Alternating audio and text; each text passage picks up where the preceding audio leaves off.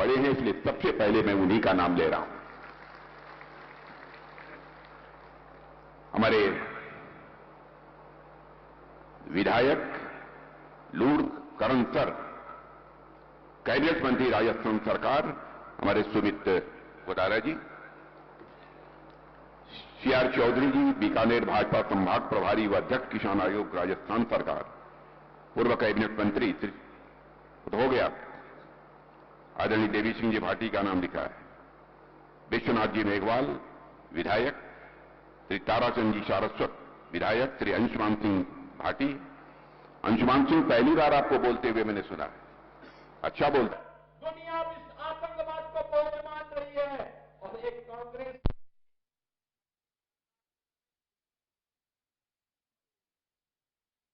महापौर सुशीला जी संचालन कर रही हैं, सत्यप्रकाश जी आचार्य संयोजक लोकसभा बीकानेर, ज्ञानम सिंह जी भाटी जिलाध्यक्ष, रामगोपाल सुधार अध्यक्ष विश्वकर्मा कल्याण बोर्ड, श्री राजेंद्र नायक, शंपालाल घेरर और श्रीमती संतोष बावरी, जुगल किशोर लाल और इस सभा में मौजूद मेरे सभी सम्मानित बहनों और मोदी जी तो 80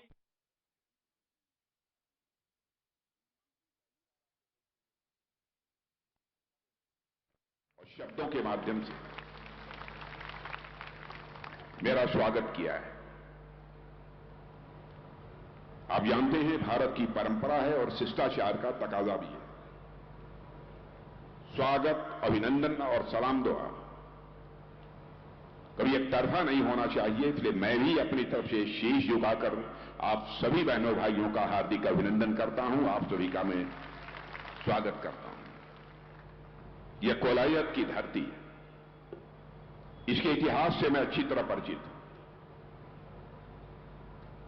और मैं कह सकता हूं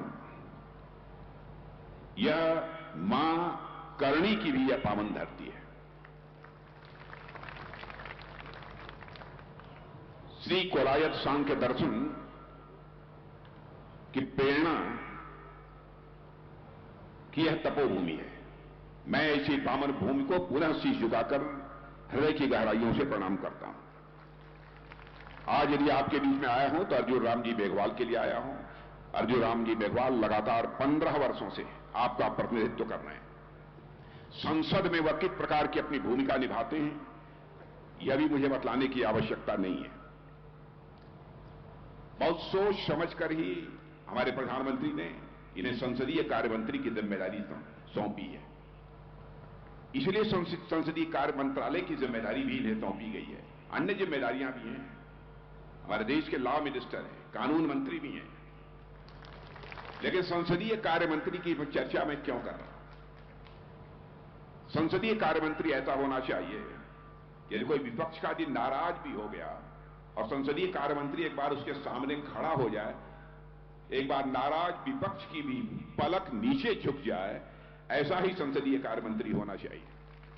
और यह कला मैंने देखा है कि हमारे अर्जुन राम जी मेघवाल के अंदर है। संसद में भी इन्हें सांसद रत्न अवार्ड प्राप्त हुआ। आप सब सौभाग्यशाली हैं, इन्हें सांसद महारत्न अवार्ड भी प्राप्त हुआ है। और संसद में साइकिल से जाने वाले सांसद यदि कोई है तो आपके सांसद अर्जुन मेघवाल जी हैं। और प्राय हर चुनाव में आता हूं, लेकिन पहले जब मैं आया था, आज जब मैं आया हूं, जमीन आसमान का मुझे अंतर दिखाई दे रहा है, मुझे आनंद की अनुभूति हो रही है। और यह माहौल देखने के बाद मुझे लगता है कि मुझे कुछ ज्यादा बोलने की आवश्यकता नहीं। मैं इनसे जानकारी हासिल कर रहा था कि कांग्रेस के प्रत्याशी कौन है, तो उन्होंने कांग्रेस के प्रत्याशी का नाम बताया, लेकिन किसी ने मुझे कहा कि कुछ हमारी आस्था श्रद्धा की केंद्र के बारे में कुछ ऐसे शब्दों का प्रयोग किया था जो नहीं किया जाना चाहिए। मैं जानता नहीं, लेकिन लोगों ने कहा। बहनों भाइयों, हमारी आस्था श्रद्धा यह अलग अलग हो सकती है, लेकिन किसी भी की आस्था और श्रद्धा के जो केंद्र बिंदु उस पर कभी चोट नहीं पहुंचाई जानी चाहिए। यदि कोई चोट पहुंचाने की कोशिश करता है तो मैं समझता हूं कि जितने भी निंदा की जाए वह कम है। राजस्थान की धरती जो शौर्य और पराक्रम की धरती है, आज से नहीं,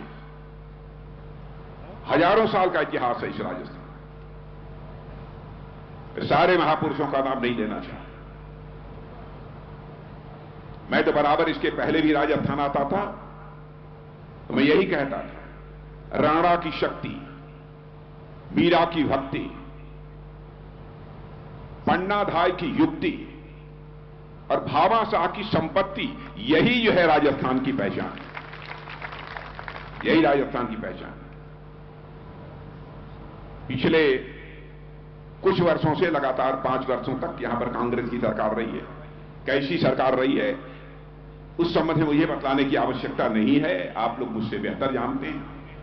कानून और व्यवस्था नाम की तो कोई चीज रही नहीं।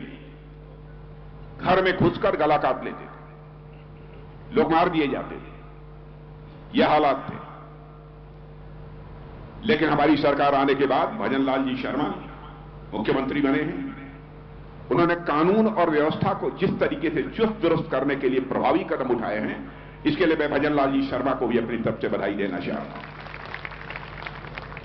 मुझे जानकारी दी गई कि 9,371 आदतन जो अपराधी थे उनको उठाकर जेल में भेज दिया और 646 जो इनामी टॉप 10 श्रेणी के जो अपराधी थे, ऐसे सारे बदमाशों की भी गिरफ्तारी की गई। मैंने कानून और व्यवस्था को चुस्त दुरुस्त करने के लिए जो भी कदम उठाए जा सकते हैं वह भजनलाल जी शर्मा ने उठाए। और बहनों भाइयों, मेरी इस बात से आप सहमत होंगे, किसी भी क्षेत्र के विकास की पहली शर्त होती है चुस्त दुरुस्त कानून व्यवस्था। यदि चुस्त दुरुस्त कानून व्यवस्था नहीं रही तो मैं मानता हूं कि क्षेत्र का किसी भी सूरत में विकास नहीं हो पाए। अभी कुछ ही समय पहले 3-4 महीने पहले विधानसभा का चुनाव हुआ है राजस्थान का। उसमें भी कई सार्वजनिक सभाओं को इस राजस्थान में मैंने संबोधित किया था। अब 4 महीने के बाद फिर लोकसभा चुनाव आ। बहनों भाइयों, हमारा तो यह मानना है, जैसा प्रधानमंत्री जी ने एक पहल की है, एक देश एक चुनाव होना चाहिए। बार बार विधानसभा चुनाव, लोकसभा चुनाव, नगर पालिका चुनाव, नगर पंचायत चुनाव, गांव पंचायत चुनाव, एक देश एक चुनाव होना चाहिए, वन नेशन वन इलेक्शन। और हमारे प्रधानमंत्री जी ने पूर्व राष्ट्रपति आदरणीय रामनाथ जी कोविंद के नेतृत्व में एक कमेटी बनाई और उस कमेटी ने भी अपनी रिपोर्ट महामहिम राष्ट्रपति महोदया को सौंप दी। और मैं समझता हूं कि देश की जनता का इस संबंध में समर्थन प्राप्त होगा। वैसे कांग्रेस आदतन विरोध कर रही है, स्वभाव है उनका हर चीज का विरोध करना। मैं समझता हूं आपके समय की भी बचत होगी तथा संसाधनों की भी बचत होगी, धन दौलत की भी बचत होगी। एक साथ लोकसभा और विधानसभा के चुनाव करा दिए जाए और जितनी स्वायत्त शासित संस्था हैं, मैंने ग्राम सभा से लेकर ऊपर तक जिला पंचायत तक, यह सब सारे चुनाव एक साथ करा दिए जाएं। बस 2 बार चुनाव 5 वर्ष में हो, उसके अलावा चुनाव किसी भी सूरत में न हो। यदि आप सब यदि सहमत हैं तो मैं चाहूंगा कि आप सब तालियां बजाकर बताइए सहमत हैं। जहां तक हमारी सरकार का प्रश्न है, इस सच्चाई को कोई नकार नहीं सकता है कि अंतर्राष्ट्रीय जगत में भारत की प्रतिष्ठा बढ़ी है। बहनों भाइयों, पहले भी मैं विदेशों में जाता था, अंतर्राष्ट्रीय मंचों पर यदि हम कुछ बात बोलते थे तो हमारी बातों को जिस गंभीरतापूर्वक लिया जाना चाहिए नहीं लिया जाता था। लेकिन आज भारत का कद इतना बढ़ा है, अंतर्राष्ट्रीय मंचों पर किसी भी फोरम पर भारत यदि बोलता है तो सारी दुनिया कान खोलकर सुनती है भारत बोल क्या रहा है। यह भारत की हैसियत बनाई है। और इतना ही नहीं, भारत को बड़ी आशा और विश्वास के नजरिए से सारी दुनिया देख रही है। दुनिया के राष्ट्राध्यक्ष भी कहते हैं कि पूरे विश्व में 21वीं सदी यदि किसी की होने वाली है तो भारत की होने वाली है। बहनों भाइयों, इससे बड़े गौरव का विषय हम सबके लिए क्या हो सकता है। और इसका श्रेय यदि दिया जाना चाहिए तो हमारे देश के प्रधानमंत्री आदरणीय नरेंद्र मोदी जी को दिया जाना चाहिए, जिस तरीके से उन्होंने इस देश का नेतृत्व किया है, क्या हमारे लिए यह कम फक्र की बात है कि हमारा प्रधानमंत्री यदि दुनिया के दूसरे देशों में जाता है तो यहां पर हमको हिंदू मुस्लिम के आधार पर मुसलमान विरोधी हैं, ये हैं, वह हैं कहकर बदनाम करने की कोशिश की जाती है। बहनों भाइयों, आपको जानकर खुशी होगी, अरब के 5 देशों ने जो उनका सर्वोच्च सम्मान होता है वह पहली बार यदि किसी को दिया है तो हमारे भारत के प्रधानमंत्री मोदी जी को दिया। और एक छोटी सी घटना मैं बतलाऊं, यहां सेना के लोग भी बैठे होंगे, पूर्व सैनिक बहुत सारे लोग होंगे। हमारे नौसेना के, नेवी के कुछ ऐसे जवान जो कि कतर में काम कर रहे थे और उनको किन्हीं मामलों में वहां की अदालत ने फांसी की सजा दी। गंभीर संकट हम लोगों के सामने पैदा हो गया, मैं भी बेचैन हो उठा। हर के बावजूद हमारे पूर्व सैनिक, हम वर्तमान सेवा में तैनात सैनिकों की जितनी इज्जत करते हैं उतना ही हम अपने पूर्व सैनिकों की भी इज्जत करते हैं। बहुत असमंजस की स्थिति थी। हमारे प्रधानमंत्री ने कतर के राष्ट्राध्यक्ष को टेलीफोन मिलाया, आपको जानकर खुशी होगी, और कतर के राष्ट्राध्यक्ष, वहां के राष्ट्रपति ने हमारे 8 के 8 नौ सैनिकों को माफ कर दिया, वह सकुशल भारत चले आए। अभी कुछ दिनों पहले विशाखापट्टनम में वहां के इंटेलेक्चुअल्स, जो वहां के बहुत बुद्धिजीवी समाज के लोग थे, उनको मैं संबोधित कर रहा था तो 2-3 लोग जो कतर से छूट कर आए थे, जिन्हें फांसी की सजा हो गई थी, वो लोग भी मुझे मिले थे। यह है भारत की हैसियत। आपने देखा होगा कि रूस और यूक्रेन की लड़ाई इस समय चल रही है, धड़ाधड़। रूस की तरफ से भी मिसाइल चल रहे हैं, गोले चलाए जा रहे हैं, और साथ ही साथ यूक्रेन की तरफ से भी मिसाइल, बम, गोले, तोप, जो कुछ भी हो सकती है सब चलाए जा रहे हैं। जब यह युद्ध शुरू हुआ था तो यहां पर हमारे यहां भारत के रहने वाले बहुत सारे बच्चे जो यूक्रेन में पढ़ते थे, उनके माता पिता ने कहना यह प्रारंभ किया कि मोदी जी, चाहे जैसे भी हो, हमारे बच्चों को यूक्रेन से निकालकर आप भारत ले आइए। संकट की स्थिति थी, चुनौतीपूर्ण स्थिति थी। बहनों भाइयों, हमारे प्रधानमंत्री ने क्षण भर की देर नहीं लगाई, उन्होंने रूस के राष्ट्रपति मिस्टर पुतिन को टेलीफोन मिलाया, यूक्रेन के राष्ट्रपति मिस्टर जेलेंस्की को टेलीफोन मिलाया, और साथ ही अमेरिका के राष्ट्रपति मिस्टर बाइडेन को टेलीफोन मिलाया। और आपको जानकर खुशी होगी, 4.5 घंटे के लिए युद्ध रुक गया और 22,500 हमारे जवान भारत आ गए। यह है भारत की हैसियत। हमारे सेना के जवान भी अपनी शहादत देते हैं, अपना सब कुछ न्यौछावर करते हैं, इसीलिए न कि भारत माता का मस्तक सारी दुनिया में ऊंचा हो। और किस लिए करते हैं? भारत माता की आन बान शान पर कभी आंच नहीं आनी चाहिए, यही हसरत होती है, इसीलिए सब कुछ करते हैं। और इन लोगों की अजीबोगरीब हालत हो गई है। भाजपा को हटाओ, चाहे जो कुछ भी हो, भाजपा नहीं रहनी चाहिए, यह इन लोगों का कहना है। मैं रक्षा मंत्री हूं, रक्षा के मामले में मैं जानता हूं, राजस्थान के लोग बहुत जानते हैं, बहुत कुछ जानते हैं। यहां जो तोप, गोले, बारूद, मिसाइल पहले हम दुनिया के दूसरे देशों से खरीद कर लाते थे, माने आयात होता था, इंपोर्ट होता था। हमारे प्रधानमंत्री ने फैसला किया कि नहीं, भारत इन मामलों में भी आत्मनिर्भर बनना चाहिए। बहनों भाइयों, 2014 में जब हम लोगों की बनी थी, उस समय केवल 600 करोड़ रुपए का सामान हम दुनिया के दूसरे देशों को एक्सपोर्ट कर पाते थे। अब 600 करोड़ कुछ नहीं होता।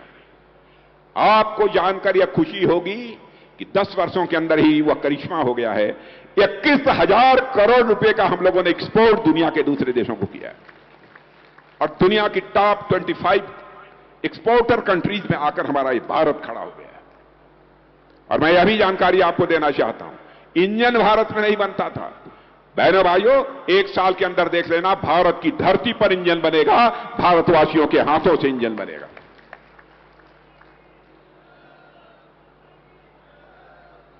लेकिन मुझे तकलीफ होती है कभी कभी, और मैं सच बताऊं, मुझे हार्दिक पीड़ा होती है कभी कभी। जो हमारी सर्जिकल स्ट्राइक होती है, मैं उसमें गृह मंत्री था इस देश का। सर्जिकल स्ट्राइक होती है, एयर स्ट्राइक होती है, हम घुसकर मारते हैं।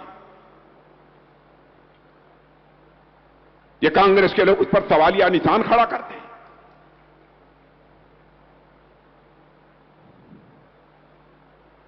हमारे सेना के जवानों की शौर्य और पराक्रम पर यह प्रश्न चिन्ह लगाने की कोशिश करते हैं। बहनों भाइयों, कोई भी देशभक्त होगा, उस समय हमारे सेना के जवानों ने जो शौर्य और पराक्रम दिखाया था, उसकी सराहना करनी चाहिए थी, संदेह व्यक्त नहीं करना चाहिए। वो प्रमाण मांग रहे हैं, प्रमाण दीजिए कि आप लोगों ने सर्जिकल स्ट्राइक की, एयर स्ट्राइक की। अरे सारी दुनिया को प्रमाण मिल गया, आप ही को प्रमाण नहीं मिला। केवल देश की जनता को गुमराह करने के लिए।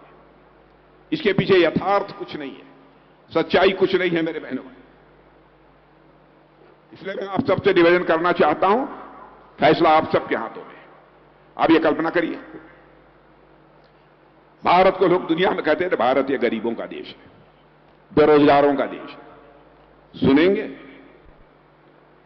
2014 में जब हम लोगों की सरकार बनी थी, धन दौलत, इकोनॉमी, अर्थव्यवस्था के आकार के मामले में यह भारत दुनिया में 11वें स्थान पर खड़ा था। आपको जानकर खुशी होगी, आज हमारा भारत 2 साल पहले ही अर्थव्यवस्था के आकार यानी इकोनॉमी की साइज के मामले में दुनिया की टॉप 5 कंट्रीज में आकर खड़ा हो गया। दुनिया के 5 देशों की कतार में आकर खड़ा। और आज मैं कहकर जा रहा हूं, अब मैं हजरात हजरात हजरात चैट जीपीटी और एआई टूल सीखिएगा, वरना पूरा करियर धुआं धुआं हो जाएगा। तो सरदार, हमें कौन सिखाएगा चैट जीपीटी और एआई टूल्स? ये प्रयत्न करूंगा कि श्रीमान चांद सिंपा जी राजलदे सर, श्रीमान राजेंद्र खिलेरी जी हरा सर सरपंच, श्रीमान जावेद तेजारा जी रतनगढ़, श्रीमान शिवराम जी सोनी, श्रीमान रिचपाल जी नायक हरदेसर, श्रीमान उप सरपंच राकेश कुमार जी बटेसरा, कृपया आप जल्दी जल्दी पधारें। ये 150 कार्यकर्ताओं के साथ में सरपंच साहब हरा सर, श्रीमान राजेंद्र सिंह जी खिलेरी ने आज भारतीय जनता पार्टी ज्वाइन की है। कृपया सभी से मेरा निवेदन है, जोरदार ताली बजाकर स्वागत करें। अब मैं निवेदन करूंगा, भाई अख्तर खान अल्पसंख्यक मोर्चा के जिलाध्यक्ष, कृपया आप अंदर पधारें, मंच पर पधारें। मैं निवेदन करूंगा हमारे लोक लाडले विधायक आदरणीय अभिनेश जी महर्षि से कि वो मंच पर पधार कर हम सबको संबोधित करें। उससे पूर्व की हवा खानी पड़ी। क्या कोई मां का लाल यह कह सकता है कि 10 वर्ष हो गए मोदी सरकार चलते हुए? भारत ही नहीं, दुनिया का कोई व्यक्ति उंगली उठाकर हमारी सरकार के ऊपर भ्रष्टाचार का आरोप नहीं लगा पाया है मेरे बहनों भाई। और कांग्रेस के मंत्रियों को, कांग्रेस की सरकार थी, कांग्रेस के मंत्रियों को 2G घोटाले में जेल की हवा खानी पड़ी। आप कल्पना करिए। और ये हमको भ्रष्टाचार की पाठ पढ़ा रहे हैं। मैं याद दिलाना चाहता हूं, राजीव गांधी जी भारत के प्रधानमंत्री थे। जानते हैं उन्होंने क्या कहा था? उन्होंने कहा, मैं उनकी नीयत पर संदेह नहीं करना चाहता, मैं किसी भी प्रधानमंत्री की, चाहे दूसरे पार्टी का प्रधानमंत्री क्यों न हो, मैं कभी आलोचना नहीं करता, क्योंकि मैं यह मानता हूं प्रधानमंत्री व्यक्ति नहीं होता है, प्रधानमंत्री संस्था होता है। प्रधानमंत्री इंडिविजुअल नहीं है, इंस्टीट्यूशन होता है। इसलिए मैं राजीव गांधी की आलोचना नहीं कर रहा हूं। लेकिन मजबूरी जाहिर करते हुए उन्होंने कहा कि मैं क्या करूं, मैं 100 पैसा ऊपर से भेजता हूं, लेकिन नीचे पहुंचते पहुंचते मुश्किल 14 पैसा लोगों की जेबों में पहुंच पाता है। ये राजीव गांधी ने कहा था, मैं नहीं कह रहा हूं। असहाय थे प्रधानमंत्री रहते हुए, लेकिन उस चुनौती को पहली बार जी किसी ने स्वीकार किया था, हमारे प्रधानमंत्री ने।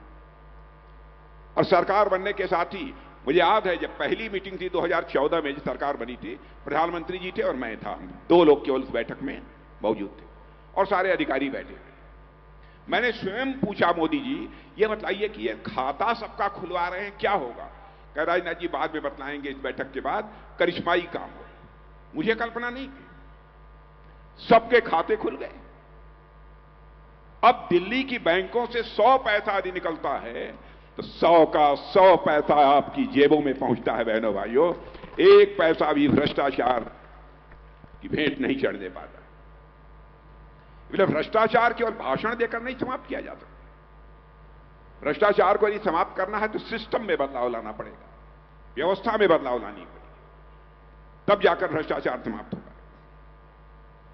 कई ऐसे कदम, अब कोरोना के दौरान जो स्थिति पैदा हुई थी, दुनिया के हर देश, आप ये कल्पना करिए, दुनिया का अकेला देश भारत है जहां पर कि नागरिकों को 3-3 कोरोना की डोज लग गई वैक्सीन की। कोरोना वैक्सीन की डोज 3-3 लग गई है। अमेरिका जैसे देशों में भी बहनों भाइयों हर नागरिक को 3 डोज कोरोना की नहीं लग पाई है, वैक्सीन की। हम भारत को उन्नत शिखर पर ले जाना चाहते हैं, ये हमारे दिल की एक तड़प है, और जो कहेंगे वह करेंगे। हमारे घोषणा पत्र को उठाकर देख लीजिए, जो हम लोगों ने कहा वो हम लोगों ने किया। धारा 370 समाप्त करने की बात हम लोगों ने कही थी, संसद के दोनों सदनों में बहुमत मिला, चुटकी बजाकर हम लोगों ने धारा 370 को समाप्त कर दिया। हमने कहा था 3 तलाक की प्रथा को समाप्त करेंगे, बहुमत मिला, चुटकी बजाकर 3 तलाक की प्रथा को समाप्त कर दिया। बहनों भाइयों, चाहे हिंदू की, मुसलमान की, ईसाई की, पारसी की, यहूदी की, या दुनिया में कोई भी मां बहन क्यों न हो, किसी जाति और किसी धर्म की क्यों न हो, हम उसको मां बहन ही मानते हैं। यह हमारी सोच है। हमने यह नहीं देखा कि हम किस धर्म के लोगों के लिए कर रहे हैं। हमको लगा कि जुल्म हो रहा है हमारी उन बहनों के साथ जो केवल शादी हो जाने के बाद 3 बार तलाक तलाक तलाक बोलकर छुट्टी कर दिया, 3 तलाक के कानून को समाप्त कर दिया। जो हम कहेंगे वह करेंगे, और आज कहकर जा रहा हूं, भारत को हम बुलंदियों तक ले जाएंगे। बहनों भाइयों, भारत जाकर रहेगा। मोदी जी का हौसला देखिए। कभी कभी मैं बैठता हूं तो मैं कहता हूं, कहां से आपको इतनी ऊर्जा आती है? सारा 24 घंटे देश कैसे आगे बढ़ेगा, हम रहें न रहें, यह देश रहना चाहिए। यह हसरत यदि किसी के अंदर है तो हमारे प्रधानमंत्री के अंदर।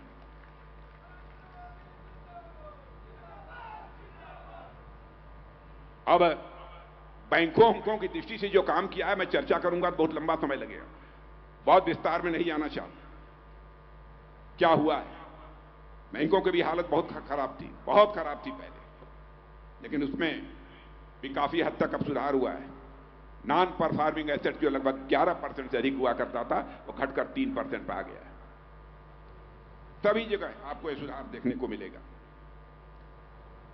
और इसीलिए मैं आप सबसे क्या क्या हुआ है, गैस चूल्हा मिला है, शौचालय हुआ बना है, लोगों के लिए आवास मिला है। और मैं ये कहकर जा रहा हूं, जिन लोगों को ये आवास नहीं मिला है, जिनके पास कच्चे मकान हैं, उनको पक्की छत मिलकर रहेगी। मेरे बहन भाइयों, पक्की छत मिलकर रहेगी। एक घर भी हम शेष नहीं बचने देंगे। राजस्थान की अपनी माताओं बहनों को भी घड़े पर घड़ा पानी से भरकर घर ले जाने की जहमत उठानी पड़ती थी। भारतीय जनता पार्टी की सरकार इसको नहीं होने देगी। मैं अपनी राजस्थान की माताओं और बहनों को आश्वस्त करना चाहता हूं, काम हुआ है राजस्थान में भी, नलों से घरों में पानी पहुंचा है। जो शेष बचे होंगे वहां पर भी यह काम निश्चित रूप से होगा। सब तो सब दिल की बीमारी हो जाती थी, स्टंट जो पहले लगभग 1 लाख रुपए से अधिक में मिलता था, आप जानते हैं अब स्टंट 7,500 में आ रहा है। बहनों भाई, यदि दिल कभी ज्यादा धड़कने लगे तो चिंता मत करना, लाख रुपया खर्च करने की जरूरत नहीं होगी, 7,500 में काम हो जाएगा। यह है भारत। तो भारत आगे बढ़ रहा है। इसलिए मैं आप सभी लोगों से, 25 करोड़ लोगों को हम लोगों ने गरीबी रेखा से उनको बाहर करने में कामयाबी हासिल की है। यही कहना चाहता हूं, मोदी की राजनीति का ट्रैक रिकॉर्ड बहनों भाइयों बेहद शानदार है। और इसलिए शानदार है कि हम जनता को जनार्दन मानते हैं और कांग्रेस लोग अपने परिवार को जनार्दन मानते हैं। सोच का अंतर है। इस कारण हमारा देश तेजी से आगे बढ़ रहा है। इसलिए मैं आप सबसे अपील करने आया हूं कि बहनों भाइयों, हमारे मेघवाल जी परिचय कराने की कोई आवश्यकता नहीं है, आप सब अच्छी तरह उनसे परिचित हैं। एक बार तोड़ दीजिए, इस देश का रिकॉर्ड तोड़ दीजिए, अपील करना चाहता हूं। क्योंकि अब आ गए हैं देवी सिंह जी भाटी। हमको बहुत कमी खलती थी, मैं तो केंद्र में भी बातचीत होती थी तब भी लोगों से मैं कहता था, और मैं आश्वस्त हूं, आश्वस्त होकर जाऊं पक्का। मेघवाल जी तालियां बजा रहे हैं।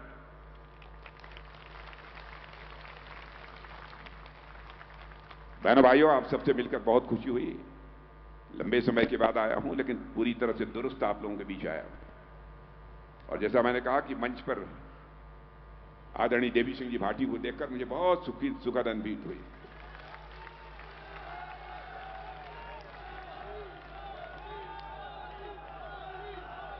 और अंशुमान को मैंने देखा, जितने लोग खड़े थे सबसे लंबा कोई था तो अंशुमान भाटी।